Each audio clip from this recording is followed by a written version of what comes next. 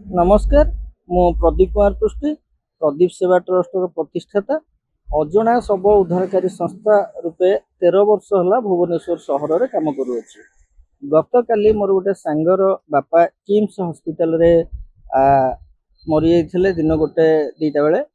जहाँ से संध्या 6टा बेले जे पुतुरा जी मत डाकी नवापाई घर को सबटे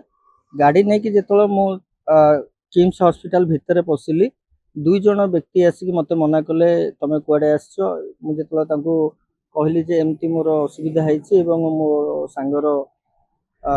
दादा एक्सपायर कर नवापाई आसी तो से मना करते नाई नहीं पारनि किम्स हॉस्पिटल भितर तो मुझे कहीं बोली पचारि सी कहला नाई आमर किम्स हॉस्पिटल रूल ना बाहर गाड़ी नवापाई तो मुझे कहली क्या किम्स हॉस्पिटल ताले देइछि एम्बुलेंस सेवा जोगे दे मत देखा आपण से देखा देखी कर गाड़ी बंद करके मारदबा को धमक देते कथा को मु भ्रुक्षेप न करके आमर पीसीआर को कंट्रोल रूम को फोन करी प्रथमे कंट्रोल रूम रू आसला पीसीआर मत फोन करते पीसीआर कथा जो सी शुणिले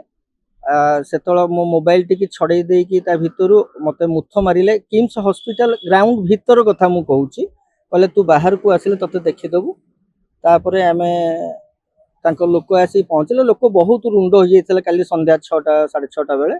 तो से लोक देखी से सब पलायन करते से अभियोग जेहेतु मु छाड़ा जाइए राति बहुत हो जाता सकाळु जागर पर्व पाइंका आमर लिंगराजंगर सेठी रही जाइए तेणुक एवं आसिक आमर इंफोसिस थाना विरुद्ध रे गोटे लिखित सेठी मु भावुची किम्स हॉस्पिटल वाला किछि गुंडा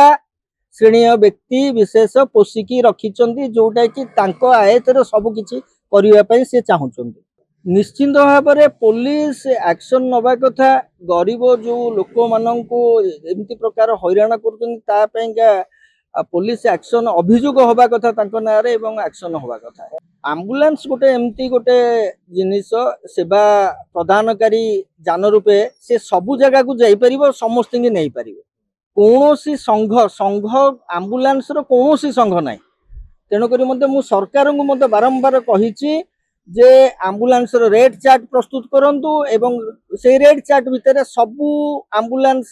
सेवा जगौथबा एम्बुलेंस प्रदानकारी सबु हॉस्पिटल को जातु सबु हॉस्पिटल रे नहीं कि आसतु मु कहूँ मोर 70 जन मेंबर केतल कहार कौन कौ जगार एवं कौ हॉस्पिटल रे कौन हम किसी जना पड़ूना से जगार जा कौन मुझे आनीपारि ना कारण से पैसा ही एम्बुलेंस टी मुझे मो निजस्व पैसा नुहे ए मंथली एवं केवल मु दौची सी तो प्रथम पैसा डिपोजिट करके आनी ना तेणुक ये प्रकार संस्था मु भावी प्राय प्राइवेट संस्था बा प्राइवेट आमर जो माने हॉस्पिटल कर बहुत गुंडा पोषिचंती एगुड़ाक सब निज अधीन को नवा।